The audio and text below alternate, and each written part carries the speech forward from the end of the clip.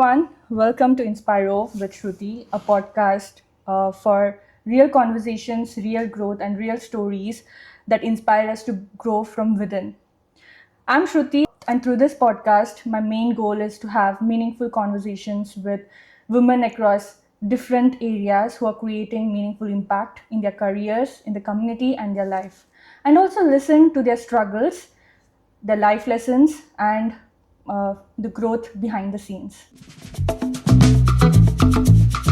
Today, we have a very special guest, Wendy Stephen, who is Kingston City Councillor, elementary school teacher, and also a community advocate who has been inspiring many lives through her work and who has been empowering others. So I'm very excited to have you. So through this podcast, for our listeners, if you are stuck, if you feel overwhelmed, or if you want to take the next step and you just need an inspiration, this conversation is for you. So let's begin. Hi Wendy, I'm so excited to have you. Thanks, today. Shruti. Good to be here. So before we begin, I would love to hear from you, your background, your journey so far. Sure. Yeah, I can tell you a little bit, and if you want to know more, just let me know. Sure. So I've had a pretty privileged upbringing in that, I never had to worry about food to eat, was always safe. So that was really fortunate for me. So I grew up out in the country, actually, east of Kingston, between Kemptville and Merrickville. Wow. And my parents still live there now, out in the bush. So it was an interesting childhood, a lot of nature, a lot of playing outside. At times it was lonely because neighbors weren't close by. To bike to a friend's house would take a while. I grew up there. I found school was fun. I really liked academics from a young age, and I was into sports as well. So I've always been a bit of an athlete, and just a tangent, I lost a lot of that when I became a mom of 3 daughters. And So I'm just now at a point in my life where I'm reclaiming parts of myself that I had set aside or let go. So for example, I've started playing basketball again. I joined an ultimate Frisbee team. I haven't played in 15 years. We had our first game 2 nights ago and it felt okay. So that's really cool to get a piece of me back. From there, I went to high school in Kemptville, and I don't know, not much to say. Did well in school, sports, friends, whatever. It was fine. And then since then, I went to University of Western Ontario, as it was known back at that time. Now it's just Western University, and I studied kinesiology there. And that's also, I was not looking for a partner, but I met someone pretty awesome, and it became very apparent that this was not someone that you want to let slip away. So we're now married. It'll be 19 years this summer, which is a long time. Yeah. So I met my husband, Jeff, at Western when I was in my first year, and we have been on many adventures since then. So throughout undergrad, one of the things we both did together was we did the student work abroad program. So we flew over and lived in Brighton, England, worked terrible jobs for the summer, and then traveled around using the money that we had earned. So we didn't come back having earned anything, but we were able to break even, which was nice. From there, I went on to, what did I do next? I wasn't sure what to do. I don't know how many people find that, whether it's after high school or after undergrad or college diploma or whatever. But once you have this university degree, and I was always taught, there was no option. It was, thou shalt go to university. And I thought, that's normal. That's what everybody does. So I didn't question it. I don't regret it. It was a wonderful opportunity for me. I learned a lot. But after that was done, it was kind of a case of, okay, well, now what? What am I? What do I do? So I took a year off and did a bunch of different jobs. I worked as a kinesiologist in Hamilton. What else did I do? I worked at the office of the registrar at Western and the bookstore, that kind of stuff. Those are the jobs I had through undergrad. And then I ended up applying to grad school. So Jeff at that time was doing Teachers College in London, and I was able to get accepted here at Queen's for my master's degree. So we ended up choosing to come here. We moved here, and that was in 2006. And so we've been here in Kingston for 20 years. I mean, you blink and you've put down roots, and you have a family and house and career and friends, and it's home now, this town. And while we didn't necessarily plan that this is where we would live long term, I am so glad that this is where we ended up. I really, really like Kingston. It's a very beautiful place. Yeah. And I like that. Even I like this place. I never thought that I'll be in this place, but I love this place, especially in summer. Yeah. Yeah, that's so true. So kinesiology was not by choice, but it led you through different opportunities. For sure, it Yeah. at least told you what you don't want to do, right? 100%. And it's funny because I've kind of, I guess, adopted this life philosophy where you're not really necessarily sure where the long-term path goes. So try to do the next right thing and do what feels warm, what feels right for you. So for me, having been an athlete all through school, I loved biology. I loved the human body. I thought it was fascinating. So to me, kinesiology was a good next step. And I was also in a place where, having grown up in a small town, I was really eager to get away and go somewhere new. So the other side of Toronto was far, right? By Ontario standards. And so that was a really neat way to just start fresh and be my own person and see who I was at that time. Yeah, Yeah. that's amazing. Thanks for letting us know your little bit of your journey. So it's really inspiring. I think all of us have make choices. Sometimes we make choices it's not our choice, but still we have to do that because we think that it's meant to be, but sometimes it's not, right? So I can tell you something about that too, about meant to be versus not. So after doing grad school, I think most people who do a master's degree contemplate if they want to do a PhD or not. And so I also thought about it. Ultimately, I came to the conclusion that I thought I could do it. I was capable of doing the work and earning that degree. But I didn't think that it was a good fit for me in terms of my skills and my desires and things that I kind of wanted out of life. So while I'm glad a lot of people do that work, it wasn't the right fit for me. So I had been told for a really long time, because I coached basketball as well, you should be a teacher, you'd be a great teacher. And anyone who told me that, it was like, no, don't tell me what to do. I'm a defiant teenager. So it finally came to a point where I realized, I was like, okay, fine, I'll be a good teacher. So I went to teachers college and I did that for a while, and I was really good at it and I did really like it.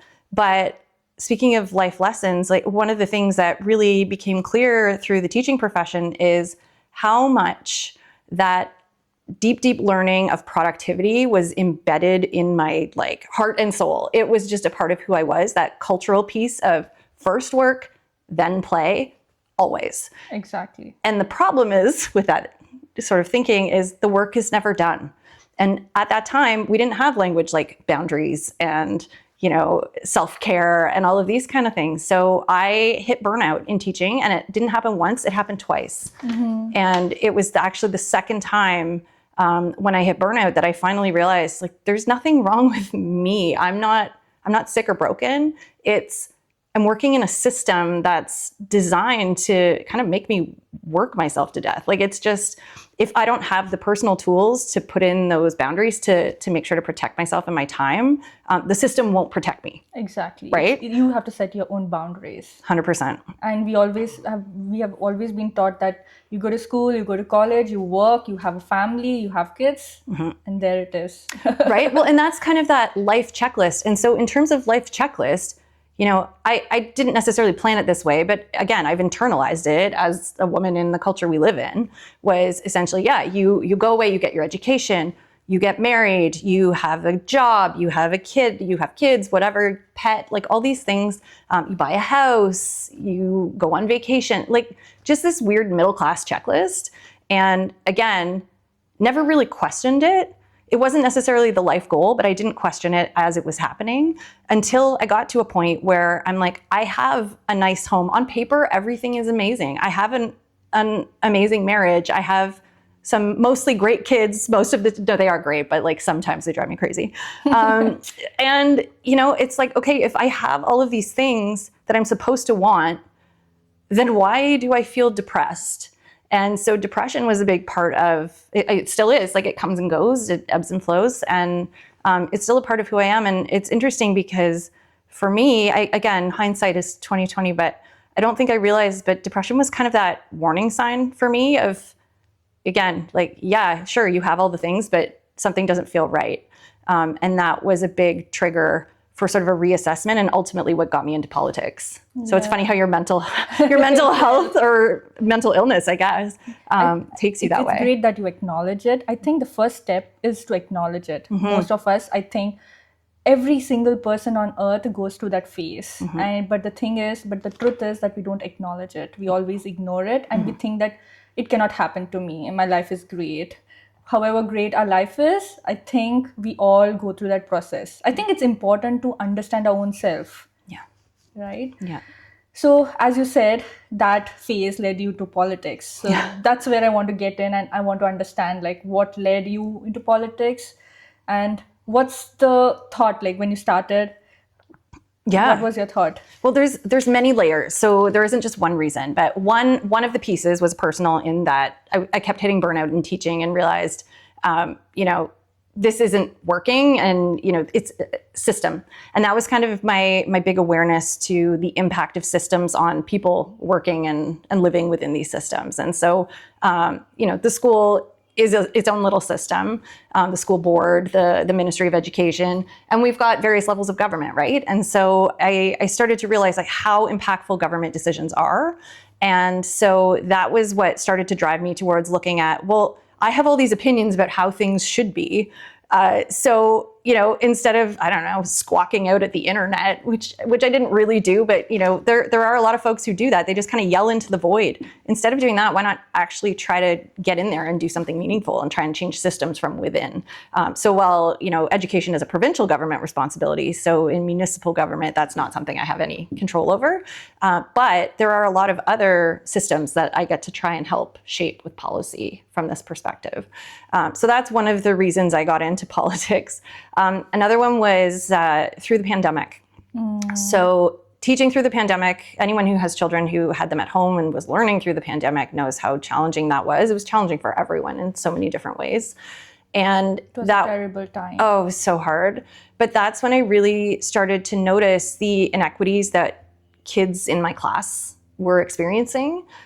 Different families have different resources, right? And so there are some who are more heavily reliant on the public systems that we have, whether it's for food security, for housing, for lots of things, for employment.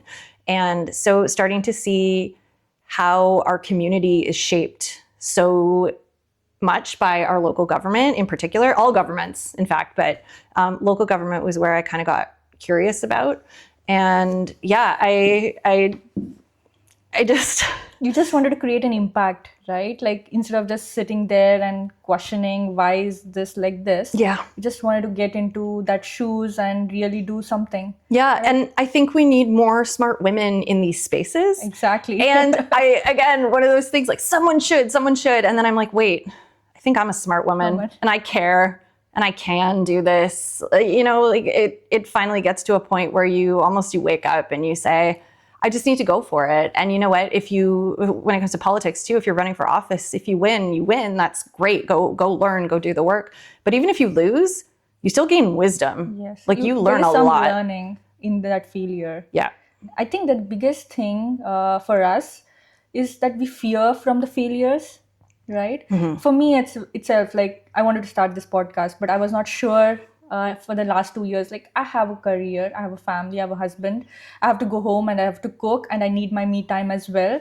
There's no much time left to do other things. But then I became a mother and something really hit me like, okay, there is a little baby who wants me, but then he grows, he's going to have a life of his own, his family, and then I'm there, retired, my career is over. And I'm just sitting in the house and what am I doing, right? I just don't want to get up in the morning and go out for walks. I want to have a meaningful life, Yes, which I can cherish till the end of my life. And that's why I'm here. And I think each one of us should do it, even if we are going to fail. You don't have to be perfect. No, perfection is the enemy. And I think, again, part of that hustle culture that is embedded is that perfection piece too, of just wanting to do the best you can and achieve. And it's like, achieve what? Right? Like no one's giving you an A. So what's the point? Yeah. Exactly. Yeah, but you bring up an interesting point. So in talking about sort of that career change too, another thing sort of on paper, like if you look at, I was a full-time teacher. It's really hard work, but it is good pay, a secure job, a pension, health benefits. Like there's a lot of really great stuff about it. So again, on paper, leaving a full-time secure job to maybe be successful for this other job for way less money And money it has to be a consideration for families, right? If you're choosing to run, I mean, it is a pay cut. So I maintain my part-time teaching, but the reason I'm able to do this work is because my husband is a teacher and he is happy in his work and he is continuing. So we have that secure piece while I can be in this kind of more precarious work. Exactly. Yeah. I'm so happy that you choose to take that step. If you wouldn't, then you wouldn't be here, right? Oh, truly. And this has been, I think, one of the choosing politics was one of the best choices I've ever made. I had no idea how alive I would feel doing this work and how impactful it could be for other people. And one of the things that I really try to do in this space is, you mentioned, like, elevate others, right? So I think it's my sports background where this whole team approach to me is like critically important. You can't do anything meaningful on your own. And you need to empower other people to become leaders and to take up that space. So one of my favorite things that I've been able to do over these past few years, I sit on several boards and committees, but I'm on the board of directors for the Kingston Frontenac Public Library. And right early on, there were some women in there who I could tell they had what it took to be chair or just take on a leadership position. And there was some hesitancy, but I kept pestering them. I kept saying, like, so you're going to run? You're going to, come on, you got to do it. Do it. You'd be so great. And finally, one of them did. And she became the chair of the library board. I agreed to be vice chair. It was her first time just to sort of encourage and support. She did not need me at all. And so she was amazing. And then I didn't want to take up that space. I wanted someone else to do it. So I was able to tap another woman and just be like, hey, I think you'd be amazing at this. I think you should do it. And she did. So she was vice chair. Now she's the chair. Oh my goodness. Yeah. So it's been really cool watching these women grow. And it's been in them the whole time. But I think sometimes we need to tap each other and be like, I see you. Exactly. Yeah. As a community, we need to tap each other and say, just give a nudge, like, hey, you can do it. Yeah. Because we all have that self-doubt, no matter how perfect we are. Like, am I able to do it? And if somebody nudges, then you get that confidence and then you can just go ahead and do it, right? Yeah. Sometimes we do mistakes. Do you think you made any mistakes in your career and felt like you learned from those? Oh, so many mistakes. How important is to make those mistakes? Well, I mean, they never feel good in the moment, ever. And I think, sort of going to tangent here. So for me, this piece about your emotions and trusting your body has been a really, really big learning curve here in my 40s. And a part of it is that understanding of things that make you uncomfortable aren't necessarily bad. It's true that they don't feel good, but it doesn't necessarily mean it's a bad thing. So it's almost like you have to sit in that discomfort, go through the emotion, let it pass, and then there's always wisdom or a lesson on the other side, right? But yeah, the discomfort, like, I'm someone who I would also get really anxious too. This was after I had kids in particular. And I think part of it was I'm used to doing a million things. And when I had a baby, I was expected to sort of like sit and nurse and take care of this tiny human who needed me so they could stay alive. But yeah, the emotional intelligence piece is just, it's really, really important, and being able to feel and move through these things. I forget where I was going. Sorry. That's okay. I lost my train of thought. It happens sometimes in midlife, you know? I know. Yeah. And I think we need to make mistakes so that we learn. That is when the growth happens. Yeah. Right? So talking about your political career, how was it difficult when you started? Or is it even still difficult right now? Yeah, on council. So when I first started, I had a little fire in my belly, but I did not have a ton of governance experience. I mean, I understood the concepts of how government worked, but I hadn't been in that space much. So I really came in with an open mind and kind of a little bit of fear, because a big piece of me, like, I ran against an incumbent and I beat him. And so a part of me, of course, was like, who do you think you are? What are you doing here? Like, that person was doing the job just fine. Like, why do you think you can do this job instead of him? And it was very overwhelming. I have to say, I met the mayor for the very first time when we all went to City Hall for our very first meeting. And I'm really grateful to him, because he shook my hand and looked me in the eyes and warm smile and just congratulated me and was impressed. And that, from a person in that position, was incredibly meaningful. So I think also, the people in these leadership positions need to know how impactful it is to just make that small connection with others to keep them going. So at the beginning, what I found the most challenging was essentially the amount of information. Like, it was a fire hose to the face. So we as counselors are kind of a mile wide. We know we know about all of the things in the city, but we're only about an inch deep, right? City staff are the experts, and they're the ones who dig deep in all of that. So the information overload was very overwhelming at the beginning, but being a teacher and a learner, I just persisted and stuck with it and tried to, again, I was better at boundaries at this point, protect my space. And so that was really good. And then as time wore on, like when we first started 8 of us were new, 8 out of 13. So that was really neat because we got to sort of help create a new culture. And I think that's been incredibly impactful too at City Hall and throughout the corporation as well. For now though, I'm finding it's interesting because relationships are challenging to maintain. Like, everyone works with different kinds of people. Exactly. But over time, things happen, people say things, and so relationships start to shift and change. And I'd say what's challenging sometimes is working with people, giving them the benefit of the doubt that what they're doing is good, even when you may have had some sort of other experience in the past. So I don't know, I tend to believe when people show you who they are, believe them. But I would say navigating council relationships is probably one of the more challenging ones. And the relationships keep changing. So Yeah. you have to be ready to create new relationships and let go the old relationships. Exactly. Right? But you can't completely let them go because you have to work together, right? But I'm finding, modifying. And again, I keep coming back to boundaries, but boundaries with other people is really important too. Yeah, that's important. And as a woman, so how difficult is it to make your own space in the male-dominated political world? It's interesting. For the most part, on Kingston City Council, I feel very welcome. The guys are great and the women are great. And so I generally don't think about it, except there are times when certain issues come up or other conversations. And there are a few counselors I'm closer to. And so I'm never hesitant to share my woman perspective, which at times is very different from theirs. And it's not to do anything other than just to point out a different way of looking at it. And the thing I love is, we'll tease each other, but they're also really receptive and respectful, and they really do listen and try. So I'm grateful for that.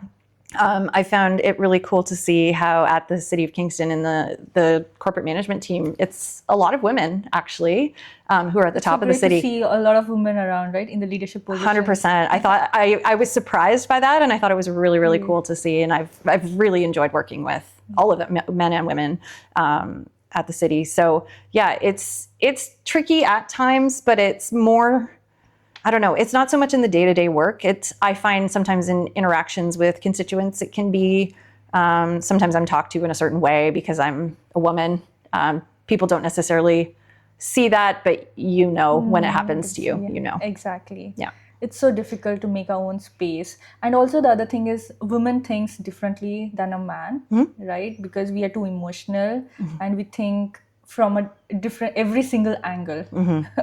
And I think that makes us different from men. Yeah, well, and I think I would argue that's one of my superpowers that I didn't know was a superpower until I harnessed it, because I think ties in with the anxiety piece too. But empathy is a huge superpower. Such a huge power that we have. Yeah. We need empathy in everything that we do. Without empathy, I don't think we'll be able to create any impact in the society. Yeah.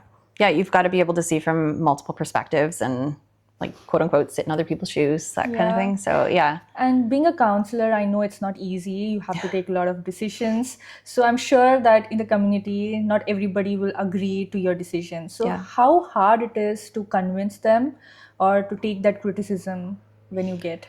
Yeah, it can be challenging. So I would say rule number 1 is you can't please everyone. It's just not even possible. So the idea that you can make everyone happy just has to get thrown out the window right away. There are always going to be strong opinions on either side of an issue. And there's going to be a lot of broad opinions somewhere in the middle, or people who just aren't paying attention. So you're going to hear a lot of loud noise from different sides. And I've been finding that, I try to listen and read and learn and understand. I really do. I think that empathy piece comes back in, trying to see it from multiple perspectives, and also the staff perspective too, because these are the professionals we've hired to do the job, right? So you have to also listen to staff and community, because it's together where we try and find the best solutions to these really tough problems that we're dealing with a lot of the time.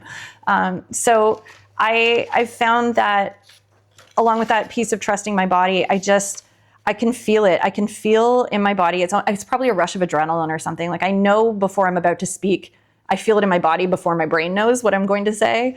And just the other night, we had a vote about the official plan and deferring it until 2027. And I'm genuinely disappointed that that's what we needed to do, but it was the right call given all the circumstances.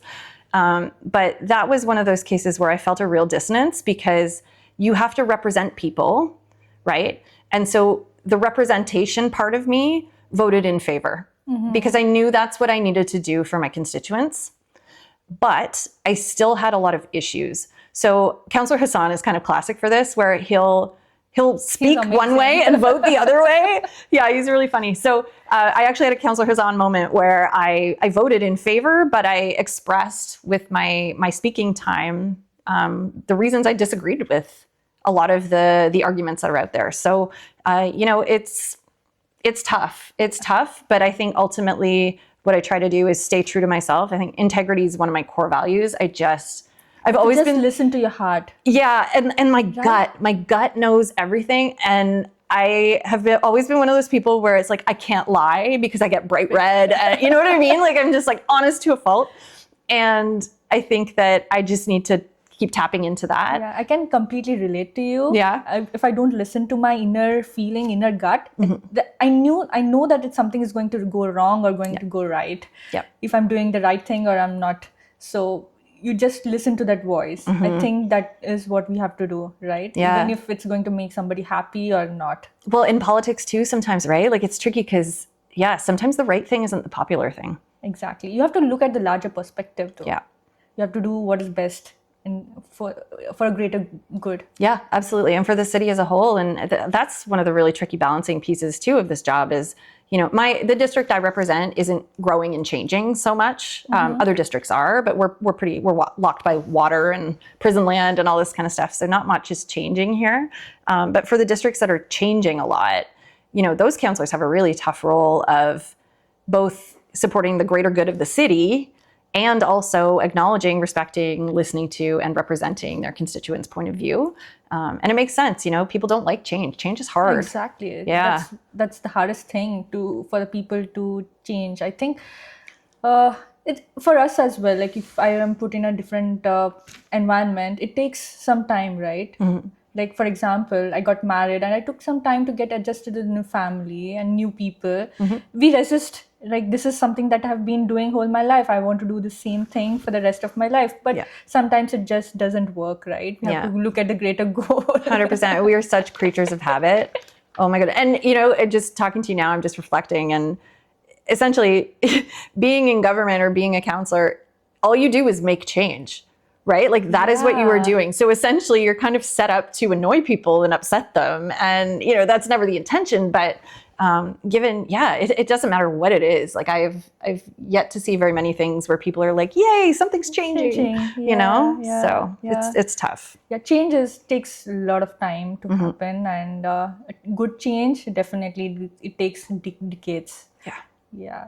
So talking about leadership, I know you have a lot of leadership experience.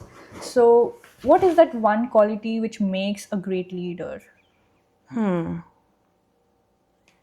That's a really good question. One quality. I don't know if I could pick one. You can pick up multiple qualities. Sure. I think for me, and this again ties back into what I think is important, but integrity and vulnerability tie hand in hand. One of the best principles I ever had, she used to talk about being vulnerable all the time. I later learned it was Brene Brown, and I've since read all of her stuff.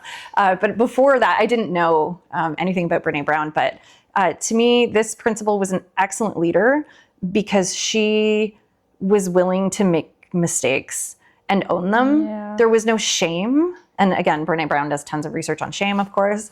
But yeah, I've found the leaders who are willing to be vulnerable are probably some of my favorite, and willing to acknowledge when they messed up. Because we all do. We're all human. Exactly. So whenever we make mistakes, we feel ashamed. I think we should not feel ashamed and just own up to it, right? Yeah. And be vulnerable. Until and unless we are vulnerable, I don't think we'll have a lot of opportunities. Yeah. We are just closing the doors. We have to let all the windows and all the doors open, right? So Yeah, I the like sun that. rays come in, and then we get a lot of opportunities. Yeah. I think another leadership quality that I really respect is that ability to collaborate and both give feedback and receive feedback. I think that iterative process is really, really important in a good leader, because you need to model what it looks like to be willing to change, right? Because again, if we're making change, we also need to be flexible and willing to change ourselves. Exactly. Yeah. I think those are the two takeaways. Like, you have to be ready to make changes, and even if people are not happy, but you still need to stick on it and be vulnerable, right? Yeah. So I know you have multiple roles. You have 3 kids that you mentioned. Yep, right? 3 daughters. 3 daughters. Yeah. Beautiful. Yeah, they're great. I know daughters are beautiful. So being a mother, a teacher, and a counselor, so how do you balance the multiple roles? Well, one of the things I'm really grateful for that didn't exist a long time ago is like an Apple calendar, because we can have a different color for each person, because our kids are 8, 12, and 15 now. So we're at a point where they're involved in all kinds of different activities and events, and so am I, and so is my partner, right? It's impossible. Absolutely impossible. If you ask me what I did last week, I hardly can tell you what I did last week. No, but I can tell you I had fun. I know that. I know I had a good time. Yeah. So the balancing is really tricky. We are so lucky. We have an incredible next door neighbor who we can rely on for, watching our little if we need to zip out or do things like that. And, carpool is great. And just having a really supportive partner. So Jeff and I are an amazing team, and we troubleshoot and we figure it out. There are times where it's difficult and someone might have to miss something. Like last night, as one example, he was coaching track and field. Holly was at Relay for Life. Rachel was supposed to have acro class out in Amherst View, but I had planning committee downtown. So it just became a case of we relied on some other friends who we've known since we first moved here. And they were willing to take the littles. And and Rachel had to miss her class. So she was disappointed. But thankfully she was able to see the family picture. Yeah. So I think we're all learning how to negotiate and navigate and give and take.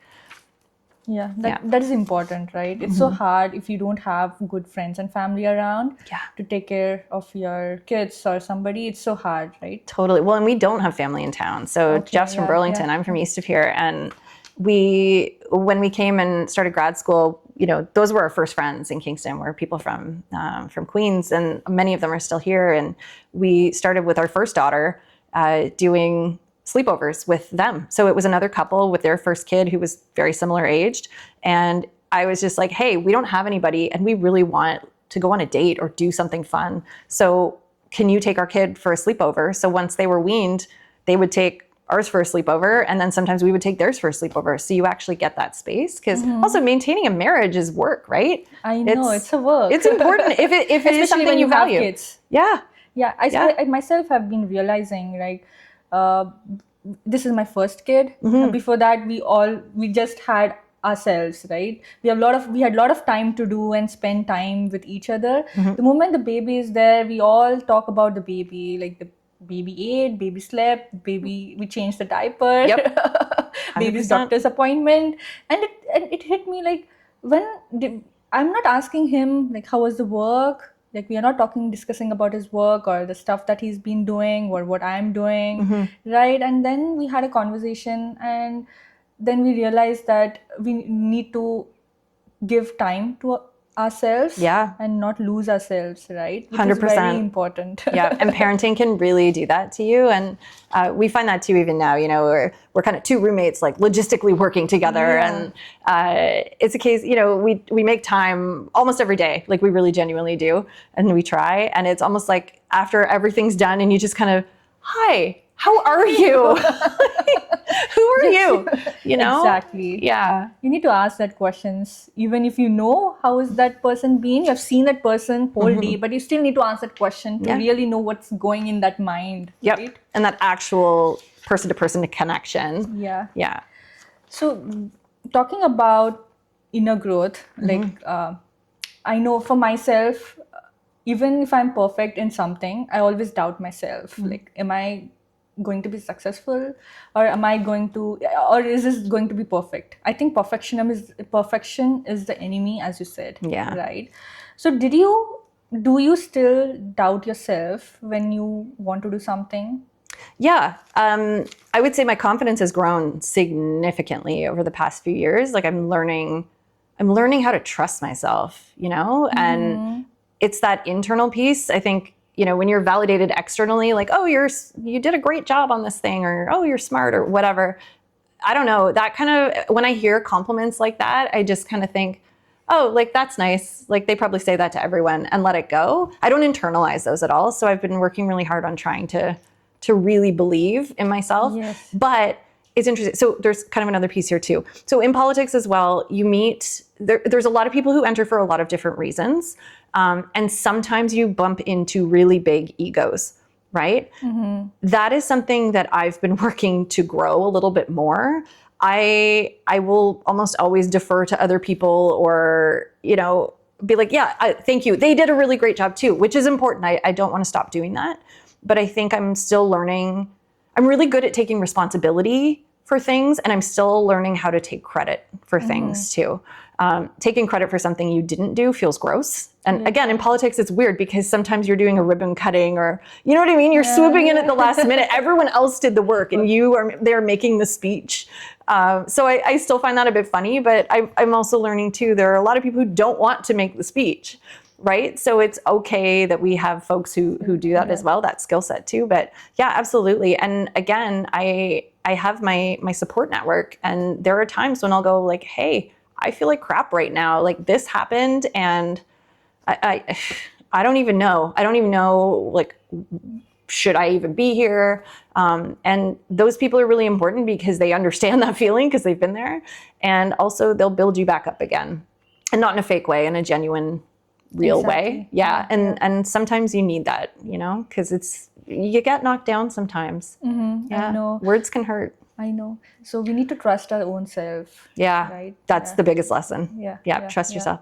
And actually, I just want to add on too. So with that lesson for me, and talking about anxiety again. So I was finding that a lot of people with anxiety will do this, where they'll think of every possible situation and plan for it. Right. And then you're prepared, you're ready. But what I finally learned was just this idea of like, okay, hold on a second. If present me can plan for all these possible outcomes, then surely future me, who is me, but even better because she's future, can handle whatever the individual outcome is, right? So it's that realizing that how unproductive and how unuseful that time was in being prepared. Exactly. Right? It's just, no, like it is going to happen. Something's going to happen. But future me's got this. She's got this. She can take it. That's a great way to look at it. Like, I think I'm going to do the same thing. Instead of wasting my time and thinking about different aspects, just go and do it. Yep. Right? And sometimes you're a little more scrambly. But again, that ties into that perfectionism piece. Who cares? Yeah. Who cares? I think the days are changing. I think each one of us are understanding that we need to be vulnerable. Yeah. And I think that change is going to shift, and each one of us is going to be vulnerable when we have a environment where everybody is just themselves. I think will not try to be perfectionist. That feels warm for me. Like just this beautiful thing. I think that's the future. Like I'm imagining that future where everybody is just themselves and making mistakes and not ashamed of it, and just growing and just tapping each other and saying, hey, it's okay, you can do it. Yeah. Humaning is hard. Yeah. At the end, we should not forget that we are humans, right? Yeah. And we're all just doing the best we can. Exactly. Yeah. Yeah. So what is that one mindset that shifted, that helped you grow? Like, Literally growth mindset. So Dr. Carol Dweck has done a lot of it. And it's interesting. That's one of the things I think I bring to City Council is my work through education. I've been exposed to a lot of professional development, and a lot of it applies to the world outside of education too. So yeah, growth mindset has been huge for me. And it's just that, again, that thinking of I am a capable human who can learn pretty much anything if I put in the time, energy, and attention. And if I try and I fail, I just haven't got it yet. It's not that it's impossible, but it's, again, being selective in the things that you choose to pursue. exactly. I think each one of us have to have that growth mindset. Yeah. Okay. Yeah. So, what's the turning point for you when it comes to learning your own voice or speaking with confidence? That's tricky. So a lot of it is the trust yourself piece. Actually, I'm going to get vulnerable for a second here too. So I've been in this role now for almost 4 years. So I started when I was 40. I'm now 44. And in that time period, a lot has happened. Like perimenopause is a thing that people don't talk about at all. And actually, I was really struggling for a while there, and I didn't really know why, because symptoms happen so slowly and then they come and they go. And so you kind of gaslight yourself like, oh, it's not that bad. I'll go see my doctor when it's really bad. They're just going to tell me to come back later anyway. But I finally had a conversation with a really awesome nurse practitioner. And so I have started hormone replacement therapy. Game changer. Wow. Absolute game changer. So my head is clear again. I knew I had brain fog because I've gone on tangents and lost my place a few times. But yeah, and it just, the way it impacts your brain is crazy, and body obviously, and mood. But I felt I had this like really angry kind of feeling in my chest a lot of the time, disproportionate to anything. Anybody just says anything, you're just or my kids would do something, and I'm like, why do I feel so full of rage? Like this, it didn't match, but I didn't know why, and that's gone away. Right, and same, my ability to think and process and speak again. I'm feeling less anxious about it because I can trust myself because I know my brain is actually functioning at full capacity. So that for me, like, again, just to be vulnerable, hormone replacement therapy was a really, really important part of my journey at this stage of life. And I would encourage anyone who's maybe feeling symptoms to have a conversation with their healthcare provider because, maybe it'll work for you. Maybe it won't. I don't know. Exactly. Maybe your circumstances are different, but it's one tool out there. And I just think it's not talked about enough. And I, being in male-dominated spaces too, not just at council, but I talk about these things, right? And sometimes it makes people uncomfortable. I try to do it in a way that's not, offensive, but same with I play pickup basketball with a bunch of dudes, and I'll talk to them about it.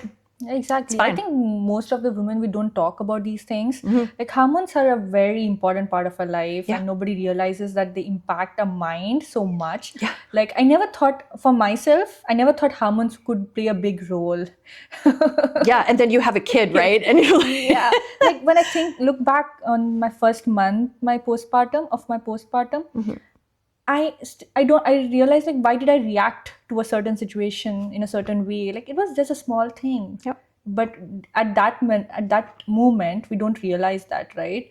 It's all the hormones doing all their work. Well, and because it's what you're experiencing is real to you, right? It's not something that you can explain it to anybody. No. Especially men. They don't understand that hormones play such a big role in your life. 100%. My husband is still wearing the same jeans he wore 20 years ago. I'm like, who are you? What is this nonsense?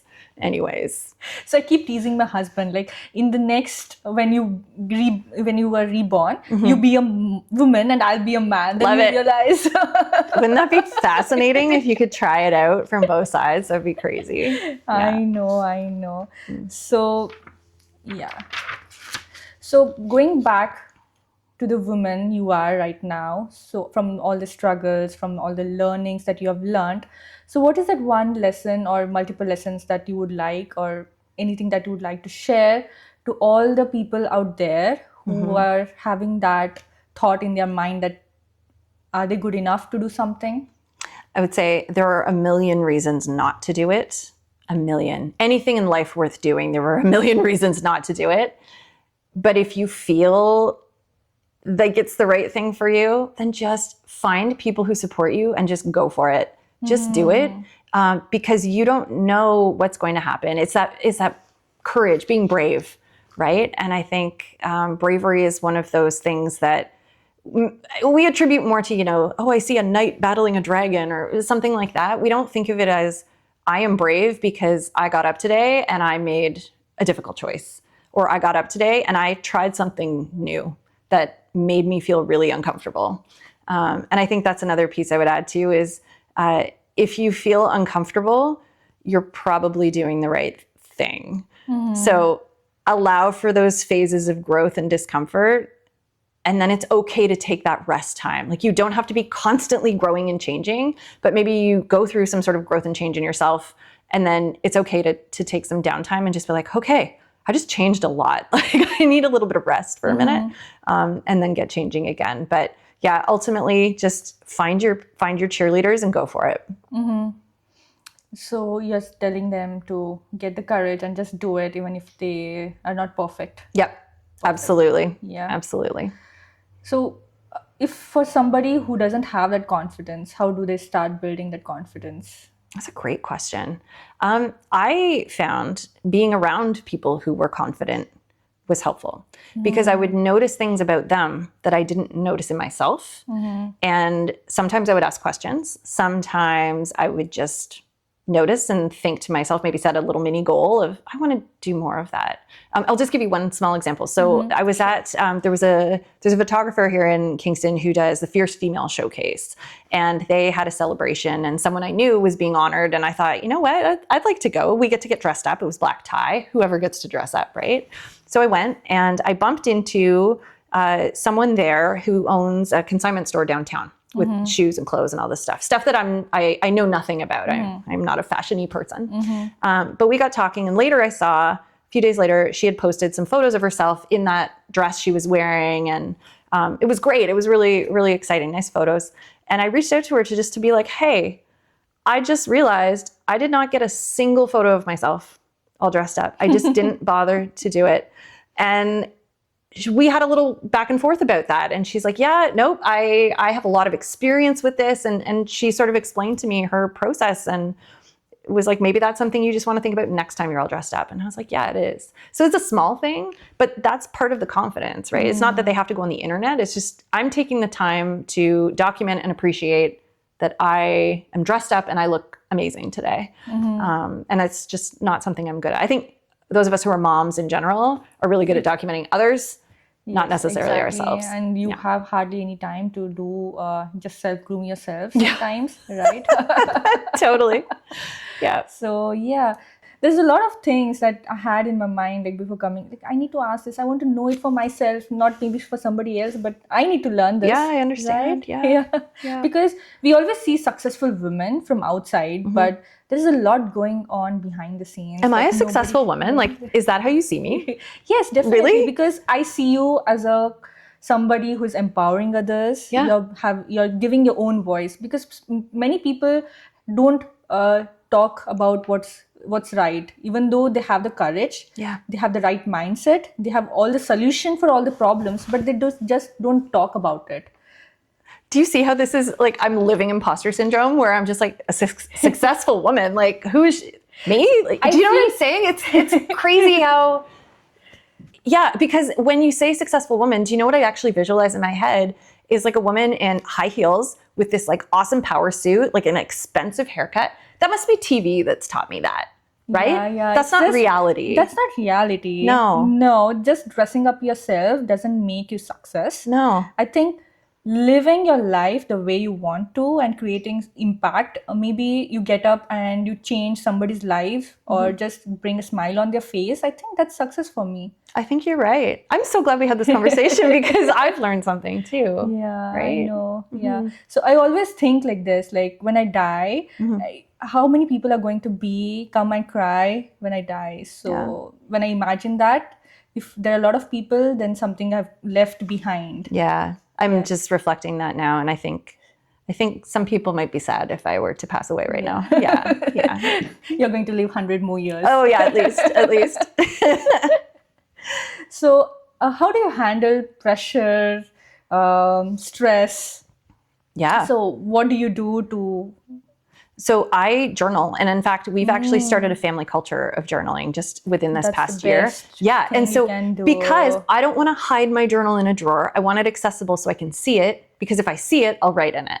And my husband has one, and all three of my girls have them too. And we made a family understanding of this is my journal, this is your journal. No one is allowed to look in each other's journals. If you want to show someone something in it, you can do that. You're allowed to do that. But no one has permission to go in your journal, so that you can leave it wherever you want in your room. You can even leave it in the living room. Still doesn't give anyone permission to read That's the it. best practice. Yeah, I'm really proud of that one. We kind of made that one up, and it feels really, really good for us. In terms of relieving stress too. So again, just more recently, I didn't realize it, but sport was a huge piece, exercise in general. So I do, there's a body balance class at Good Life. There's an amazing instructor. Well, there's two, but one in particular who I like to go see. And I play basketball now, ultimate. I'm really into gardening now. I'm a middle-aged white lady. And birds. I'm into birds, but they're so cool. So yeah, I like to be outside. Walking is great. We live right by It's a Lemoyne beautiful Point. nature, especially in summer. So yeah, I know why you love doing what you do. Yeah. Thanks. I think the journaling part of what you mentioned, I think that's the big takeaway that we have to do. I think that for personally, I'm going to take that home and start doing it as my son grows. Yeah. I'm going to practice that. Well, and the piece of it too is you forget, right? So part of it is documenting realizations and thoughts and like important growth things for me. But part of it is also a bit of the day to day, where something happened or someone said something funny. Thing, yeah. Right? Or I met someone new and I want to write that down. Because who knows, 10 years from now, I might look back and be like, oh my gosh, that's the day we met. Yeah. That's crazy. Yeah. Because we don't remember everything. Like 10 years ago, if you ask me who I met or what was the conversation, we hardly remember. We know how we felt. Yeah. Whether it was a bad moment or a good moment, but we exactly don't know. Yeah. Well, and I process things really well through writing. And I didn't, again, the things I'm realizing now about myself from before. So when I was younger, like, middle school, high school age, I loved writing letters. Like I would write letters to my grandmother and she would write me back. But I also wrote letters. They weren't notes, they were letters to friends, right? And they would write back to me. So something I've realized, because I have a shoebox full of correspondence from friends. So all these letters of their teenage selves, talking about, it's mostly boys, who are we kidding, and who's going out with who and whatever. But I went through, not all of it, but a lot of it recently, and it was really fun and refreshing. And the thing that blew me away though is realizing like, I have all this correspondence from these people, which when I'm done reading them, I intend to actually mail back to them. I need to get addresses and send it out so they can experience that. But it also means that a lot of my writing is out there somewhere with different people. Some of it's probably been thrown away or recycled by now, but I'm not sure who else has a shoebox. And that intrigues me a little bit because, my mom's a writer and an editor, and I didn't realize how impactful and important writing was to me. But yeah, that's how I think. Yeah. The best. Yeah. I do have a lot of journals. I always think that I should start, but I never started. You know what? A trick that helped me is the first page is so overwhelming. Skip the first page, just start in there. Okay. And then after you've written for a while, if you want to go back and put a little intro or something, you can, but you never have to. The first page is too intimidating. Just skip it all together. Okay. Yeah. That sounds like a plan. I will definitely try that. Yeah. For sure. Yeah. The first page is really intimidating. Yeah. I have so many journals. Right. Like, I am like, I have a very fancy pen too. Like, this is a pen, I'm going to use it for my journaling, but I never use that pen. It's just sitting in my drawer. And every time I open the drawer, I'm like, I should go and start my journaling. I think it's time. I believe in you. I think you can do it. For sure. So, like, I know you're standing for re-election. Yeah. So crazy. How excited are you? I'm sure Kingston is very grateful to have you as a councillor. I know you're touching a lot of lives. You're doing what is best for the community. Yeah. So how excited are you? I'm really excited, but it's funny because a part of me is actually like, can we just skip the election and keep doing the work because I'm loving this? So the election's important. It's an important touch point, of course, with community, again, to make sure either priorities are still important and we should continue that, or things have changed and actually we need to pivot and focus on something different. So I look forward to hearing from my constituents about what they want to see over the next 4 years, so that I can bring that information to council, again, hoping to be reelected, that I could then bring that information to council so that we can add that into our strategic plan. So I'm excited to reconnect. It does feel very different this time being an incumbent. And I also need to be mindful because we have our city phones and our city computers, and we're not allowed to use city resources for election purposes, which makes total sense. But it's making really sure that I've got everything separated and clear, because I don't want to make a mistake that could get me in trouble in this way. That wouldn't be a cute mistake. That could be a really problematic one, and I definitely don't want to go down that road. So it's been nice. I've had a lot of people reach out being supportive, saying, thank you, so excited you're running again, which is great. And though this time around, there are going to be people out there who don't like me because of decisions I've made or experiences they've had. And again, it's not, I don't think anything personal, but Councillor Stephen has to do her job. And if you don't like it, that's democracy too, is you have an opportunity now to either run yourself or support a different candidate. Yeah. And that's okay. And in today's world, nobody's going to be happy, 100% happy with you. There will be some criticism. And I think criticism is necessary, right? Yep. That will help you to grow. Totally. And I think part of it too is sometimes the criticism is warranted, and sometimes it's based on either misunderstanding or oversimplification of a complex issue. Because if you oversimplify something, well, then it becomes a really easy decision. But when you get into the weeds and into the nuance of these complex decisions, then maybe it's not as crystal clear as it once was. So there are times when, sometimes you need to educate people, or you try. I mean, you can't force people to learn, right? Exactly. But all you can do is offer the information and be an open space where people can fact check. Exactly. Right? So, yeah. And how difficult is it to communicate with people around, like how that process looks like? Yeah, I think it's different for every councillor. For me, from my experience, so I have done some door knocking throughout, just a little bit, again, just to maintain contact with some people and just hear if there's anything coming up at the doors. Another thing, I'm really lucky, there's a magazine that gets circulated to pretty much the entire district. And they asked me right from the beginning if I'd write a monthly article. So it's a little tricky because it's due by the 10th for the following month. So I kind of have to think ahead, what's going to be relevant. So far, knock on wood, but I think I've been pretty good on my predictions. Yeah, which is nice. I'm going to go and read those. Yeah. Well, it's awesome. I so appreciate that they are offering me that space. And I'm also grateful that it forces me to do the work of doing that writing and communicating out. So there's that. There's social media. Social media does its own thing.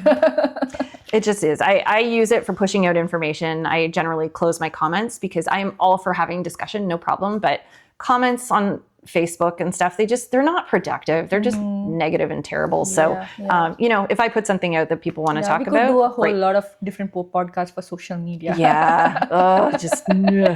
So not it's good, it's bad. It goes hand in hand. It's just it's part of this world, and it's a necessary evil, I'll say, in this role. So, if and when I am done with public office, then I don't know. I might celebrate the day I finally close my Facebook account. So we'll see. But yeah, that's amazing. So when you communicate, I just wanted to know from my perspective, just for myself, when you talk to the age group of 50 years and old or the younger group, so what's the response like? Are the youth really interested in knowing what's happening in the community? That's a really good question. And I find it really varies. So some people are super engaged, regular contributors or regular people who follow the council agenda and write in with opinions, which is great. A lot of people don't because they're busy living their lives and just kind of hanging on. So yeah, it's interesting because being in this elected role, there are things how do I say this? I don't work with a political party, right? Because at the municipal level, you just get to be yourself. So what I try to do is present myself as like, this is who I am. This is what I stand for. This is what I believe. So that people have a sense of, if I don't pay attention because I've elected her to do it, do I have a general sense of the kind of decision making she's going to do? And so you can't go back and ask people all the time, like, how should I vote? So I vote based on all available information from staff. I do my own research. I talk to people. I listen. I read the email correspondence that people send in.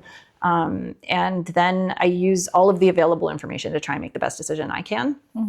But yeah, it's tricky. Yeah. I know it's tricky, and I'm so glad to know that you are doing a lot of work behind the scenes. I So think, much behind the scenes. yeah, So I think much. nobody knows exactly what you're doing. People might think, oh, she has a big team or somebody's helping her, but it's just a one-woman army. Yep. One woman army. And then we do have, though, I call it like Amanda. We have an Amanda. She's a noun now. She's amazing. But 12 counselors share one Amanda. And so she is incredibly helpful when needed, but like she doesn't do all my work. She doesn't do it for anyone, right? Because there's 12 of us. So we have to use her time strategically.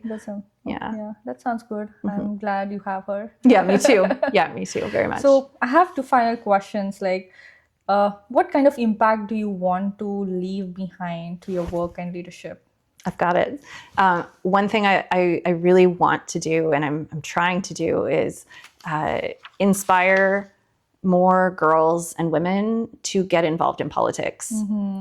We're half the population. We should be half the representation too. So I've had some really cool opportunities with various Girl Guide groups coming to City Hall or classrooms, or I've done class visits at certain schools. That's amazing. It's been awesome. And what I love about it too is I get to combine my political and my teaching into one cool thing. So, a lot of kids, and I probably would have been one of these when I was a kid. A lot of kids, when they start learning about government and stuff, they kind of glaze over. That's a normal response. That makes sense. But there are always a few who you can see light up, and those are the ones that I get really excited about. And can I be a student? Oh, that would be great. That would be so fun. Yeah, I love it. I love it. And one of my favorite moments though was actually a Sparks group. So that's like SK grade 1, littles came to City Hall, and me and Amanda actually, we gave them a tour of City Hall. And as we were walking around, I said, what do you notice about the paintings on the walls? And, they start, that's a man, that's a man. There's all these men everywhere. We go down to the jail in City Hall and they're like, look, there's a woman. And there was a picture of a woman who'd been arrested or something. I was like, yeah, you're right. Let's see if we can find any more women in City Hall. And we saved the council chamber wing for the end. And then when we went in there and they went in the hallway and I said, now look carefully. And they found Isabel Turner and Helen Cooper. And these tiny little sparks, and they're pointing up and they're like, a woman, there's a woman in here. I see a woman. Excited. It was so cool. And then we brought them in chambers and I taught them how to say their name. So like my name is Wendy Stephen. So I would be Councillor Stephen. And they didn't quite get it, but it's okay. And I let them sit in the mayor's chair and use his microphone and say, hello, my name is Mayor, whatever. And their squeaky little voices over council chambers. I had goosebumps. I was just so excited because again, they may choose to do something entirely different. But I hope that maybe a seed is planted. Exposure is very important. Right? And then also they'll have friends and maybe a friend will run for school government and they'll be like, hey, I actually got to be in the mayor's chair once. So exactly. Yeah. So that's the ultimate goal. That's the important thing. We don't have exposure to a lot of things. And when we grow up and when we think, oh, I could have done that. Why didn't I do it? But it's already late. Right? Yep. And it didn't occur to me because there was no one who looked like me. Right? And no one who I connected with and thought like, oh, I'm kind of like that. I could maybe try this. Yeah. Definitely. That's a great thing that you're doing. Thank you. And keep doing it. And I think we'll have a lot of women there taking a lot of political positions. I hope so. Yeah. So ending with I know, what is that one thing that you would like to leave a message? Is there a message that you would like to tell to all the people out there who are listening? Oh, no pressure. I think at this point in my life, it would be learn how to trust yourself and don't be scared to take up space, whatever that looks like for you. And it can be different for everybody, but just don't be scared to take up that space. Don't apologize for it. Just Even do if it. you make mistakes. And even if that doesn't work, right? Yeah. Yeah. Do it with integrity, with kindness, with love, and just shine. That's amazing. And I'm really happy that I had this conversation with you. There's a lot of wisdom, there's a lot of growth stories that I got to know from you. And I think I have certain takeaways to take for myself, especially the journaling part. I'm going to do it. That's awesome. Thanks, Trudy.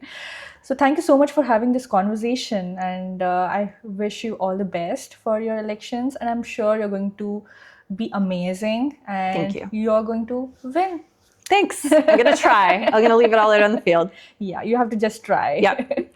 All right. Thank you so much. So I think so many people, especially women, they are struggling with self-doubt, are overwhelmed, or are afraid to take next steps. So I think they're going to learn a lot from this conversation. And I think one other takeaway is that we don't need to be perfect to start anything, right? Growth happens only when we take that small steps, even when we fear, right? Yep. So, discomfort is a huge part of the process. exactly. Yep. And if you are somebody who is who got inspired through this conversation, or got a little takeaway from this conversation, then I would love you to share this with somebody who needs to hear this. Until then, keep growing, keep leading, and keep believing in yourself from within. Thank you.